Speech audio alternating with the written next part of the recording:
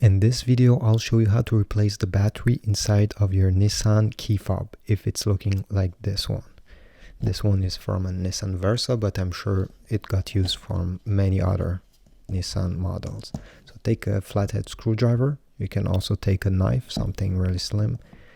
Here there's a slot where you need to insert it, like so.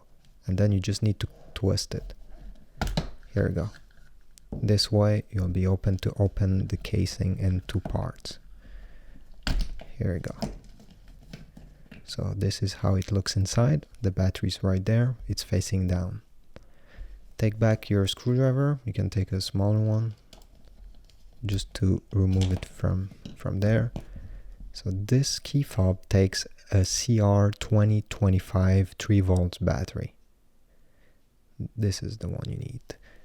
So take the new battery, and to put it back, again remember, put it facing down.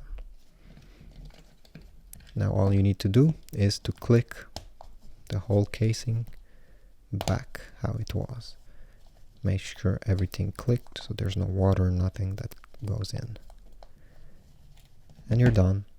So if this video helped you, please give us a like and subscribe to the channel. Thanks for watching.